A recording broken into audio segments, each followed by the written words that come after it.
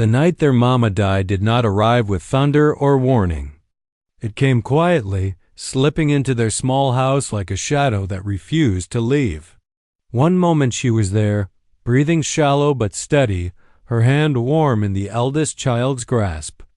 The next, the room felt hollow, as if the walls themselves had stepped back in grief.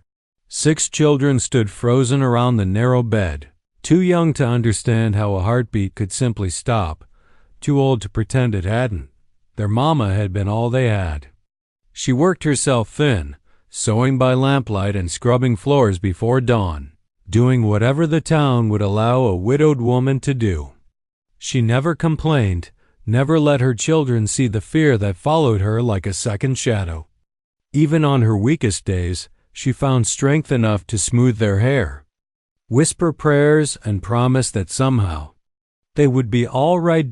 By morning, those promises felt like fragile things, easily broken. The burial was small and hurried. The town preacher said kind words, but kindness did not linger long in a place where survival mattered more than sympathy. The children stood shoulder to shoulder near the grave, wearing clothes that hung loose from hunger and time. The youngest clutched a faded shawl that still smelled faintly of their mama, burying their face in it to muffle sobs. The eldest stared at the mound of fresh earth, trying to memorize its shape, afraid that if they looked away, even this last piece of her would disappear. They did not have long to grieve. That afternoon, the landlord arrived. He did not remove his hat or lower his voice. He spoke of rent owed, of rules and ownership, of how he could not make exceptions. The words barely registered, but the meaning did. By sunset, they were told to leave. Their mama's death had ended their claim to the only shelter they had known. They packed what little they could carry: 2 blankets, a cracked tin cup, a pair of worn boots passed down through 3 of them. The house that had once echoed with their mama's voice fell silent behind them as they stepped into the street. No one stopped them. Doors remained closed. Curtains shifted, then still. Night settled quickly, cold and unkind. The children huddled together beneath a darkening sky, hunger gnawing at their stomachs and fear pressing tight against their chests. The eldest tried to be brave, repeating their mama's words like a prayer. Stay together. Look after one another. But bravery felt thin when there was no place to go and no adult left to ask for help. As they walked, each step carried the weight of what they had lost. Not just their mother, but safety, warmth, and certainty. Every shadow seemed larger now, every sound sharper. The world felt suddenly vast and unforgiving, a place where children were expected to endure quietly or disappear. Somewhere along that road, grief turned into something else: determination born of desperation. They could not stop. They could not fall apart. Their mama had trusted them to survive. And so, with nowhere to go and no one left to call their own, 6 children walked into the night, unaware that this moment of total loss was about to lead them toward a life they could never have imagined. By morning, the children had walked until their legs trembled and their mouths were too dry for words. They slept curled together beneath the lean-to of an abandoned shed on the edge of town, waking with stiff joints and hollow stomachs. The youngest whimpered softly in their sleep, reaching out for a mother who would never answer. The eldest stayed awake longer than the rest, staring into the pale light of dawn, knowing that rest was a luxury they could no longer afford. When they rose, the town was already moving around them. Wagons creaked, boots struck the dirt, and voices carried on as if nothing had changed. To the world, it was an ordinary day. To the 6 children, it was the first day of being completely alone. They wandered toward the main road, hoping for work, food, or at least direction. A shopkeeper's wife noticed them lingering near her door and shook her head gently, offering a crust of bread but nothing more. Another man muttered that children without parents brought trouble. Each small kindness came wrapped in distance, each refusal reminding them that pity was not the same as help. As the sun climbed higher, Desperation settled in. The eldest finally asked the question none of them wanted to voice. "Who can we go to?" The answer came slowly, hesitantly, spoken like a rumor that might vanish if said too loudly. The rancher. Everyone in town knew his name, though few claimed to know him. He owned the largest stretch of land outside the valley, a place most people passed by without stopping. Some said he was hard as stone, a man shaped by loss and years of silence. Others whispered that he had once been kind before something broke him. No one could agree, except on one thing he kept to himself. The children clung to that name because there was nothing else to hold on to.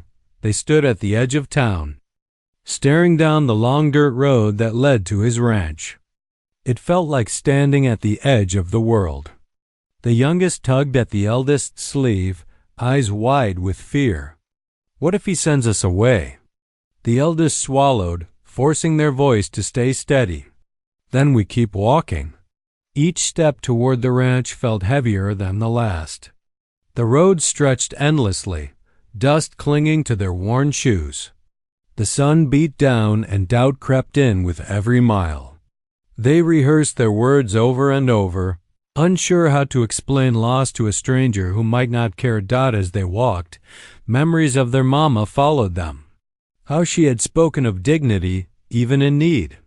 How she had taught them to say please and thank you, even when their hands were empty. Those lessons now felt like the only inheritance she had left behind. Near the ranch gates, the land grew quiet. No houses, no voices, only open fields and the sound of wind moving through tall grass. The children stopped, suddenly afraid. This was it. The last name. The last door. The eldest stepped forward, heart pounding so hard it felt painful. Whatever waited beyond that gate would decide their fate. They were no longer just asking for shelter. They were asking to be seen. And with nothing but courage stitched together from grief and hope, they took the final steps toward the ranch, carrying their mother's memory and their future into the unknown. The ranch gate stood tall and unmoving, its wood weathered by years of sun and storm. The children waited just beyond it, unsure whether to knock, call out, or turn back. For a long moment, no one came. Only the lowing of cattle in the distance and the soft creak of a windmill broke the silence. It felt as though the land itself was watching them, deciding whether they belonged. Then footsteps approached. The rancher emerged from the barn, broad-shouldered and slow in his movements, as if every step had weight behind it. His face was lined and worn, his eyes sharp but tired. He stopped when he saw them, surprise flickering across his features before settling into something guarded. He did not smile. He did not frown. He simply looked at them, 6 small figures standing together like they might fall apart if separated. "What do you want?" he asked, his voice low and even. The eldest opened their mouth, but no sound came out. Fear locked their throat. All the words they had practiced vanished, replaced by the sudden awareness of how small they were and how large this man seemed. One by one, the others lowered their eyes. The moment stretched, heavy with uncertainty. It was the youngest who broke the silence. They stepped forward, clutching the edge of a frayed sleeve, eyes shining with unshed tears. Their voice trembled, but the words came out clear enough to be understood. "Our mama just died," they said. "Please. We got nowhere to go." The rancher did not respond right away. He stood very still, as if the sentence had struck something deep and unexpected. His jaw tightened.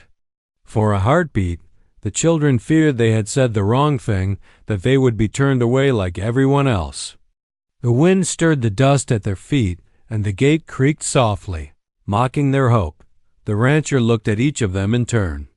He noticed the hollow cheeks, the thin clothes, the way the eldest subtly positioned themselves in front of the others. He saw not beggars, but children trying desperately to remain a family. Memories stirred ones he had buried under years of work and silence. He remembered loss. He remembered standing alone once, with no one left to claim him. The ranch had become his refuge, his shield against a world that took more than it gave. And now that world had followed him to his gate. "You got kin?" he finally asked. The eldest shook their head. "No, sir." Another pause. Longer this time. The children braced themselves for rejection. They had learned how quickly hope could be taken away. The youngest's fingers tightened around their sleeve, and one of the middle children bit their lip, fighting tears. At last, the rancher exhaled, a slow, weary sound. He reached up and pushed his hat back, rubbing a hand across his face as if trying to wake himself from a dream he hadn't asked for. When he spoke again, his voice was quieter. "Come inside the gate," he said. The words landed like thunder. The children looked at one another, unsure if they had heard correctly. "Sir?" the eldest whispered. "Inside," he repeated, stepping aside and pulling the gate open. "You're not talking about this out here." As they passed through, something shifted, not just in their circumstances, but in the air itself. The rancher closed the gate behind them, the sound final and unmistakable. It was the first boundary crossed since their mama's death, the first door not shut in their faces. They did not know yet what this moment would cost or what it would give. They only knew that a single question, spoken in desperation, had reached a heart long guarded by silence, and the ranch would never be the same again. Inside the gate, the world felt different. The noise of the open road faded, replaced by the quiet order of the ranch, steady, grounded, alive. The children stood awkwardly in the yard, unsure where to put their hands or their eyes. They had crossed the boundary, but they still did not know what awaited them on the other side. The rancher studied them again, more closely this time. He noticed how the youngest leaned against the eldest, how the middle ones tried to appear strong while their shoulders sagged with exhaustion. Hunger clung to them like a second skin. He had seen that look before on men who came back from hard winters with nothing left but stubbornness. "Y'all eatin'?" he asked. They shook their heads, almost in unison. Without another word, he turned toward the house. He did not gesture for them to follow, but after a moment's hesitation, they did. Inside, the kitchen smelled of coffee and wood smoke. It was not warm yet, but it promised warmth. The rancher set about fixing food with efficient movements, as if this were the most natural thing in the world. Bread was cut. Soup was ladled. Tin cups were filled with water. The children ate slowly at first, unsure if the meal might be taken away. Then hunger overruled caution. For the first time since their mama's death, their stomachs eased. No one spoke. The only sounds were spoons against bowls and the quiet ticking of a clock on the wall. When they finished, the rancher cleared the table. He paused, standing with his back to them, hands resting on the counter. The room felt suddenly heavy, as though something important was about to be decided. "I ain't much for talk," he said finally, "but I'll say this once." He turned to face them. His eyes were steady, serious. "You can stay the night. Get some rest. We'll figure the rest come morning." Relief flooded them so fast it left them dizzy. The youngest smiled for the first time in days. One of the middle children whispered a thank you. The eldest nodded, unable to trust their voice, but the rancher wasn't finished. "You don't owe me nothin'," he continued. "No promises. No begging. Just honesty. If you stay, you help. That's how this place works." The eldest straightened. "We can work," they said quickly. "All of us." A faint softness crossed the rancher's face, gone almost as soon as it appeared. "I figured as much." He showed them where to sleep, clean blankets laid out in the bunk room near the house. The beds were simple, but to the children, they felt like luxury. As they settled in, exhaustion claimed them one by one, the kind of deep, healing sleep that comes only when fear loosens its grip. Later that night, The rancher sat alone at the kitchen table, staring into his cooling cup of coffee. He had not planned this. His life had been built carefully around solitude. People complicated things. Loss complicated things even more. And yet, when the youngest had spoken, something inside him had shifted. He had heard his own past echo in that small, trembling voice. He knew what it meant to be turned away by dawn. He had made his decision. When the children gathered in the kitchen the next morning, he spoke plainly. "You can stay," he said. "Not just today. Not just till you find somewhere else. This ranch has room. And so do I." The words stunned them into silence. This was more than shelter. It was belonging. Outside, the sun rose over the fields, casting long golden lines across the land. A ranch once defined by quiet endurance had just become something else entirely, and the reply the children had received, simple, unadorned, and given without spectacle, would shape every life on that land from that day forward. Life on the ranch began quietly, almost imperceptibly. The children, once strangers in this vast expanse, began to feel the rhythm of the land. They learned the weight of responsibility quickly. Chores that had once seemed impossible now became part of their daily lives. Feeding the animals, mending fences, carrying water from the well, each task carried a lesson, not just in survival, but in trust, cooperation, and care. The rancher, once a solitary figure, observed them carefully, guiding them with firm but fair hands, teaching not just skills but dignity. The eldest child, suddenly the de facto leader, discovered a new sense of purpose.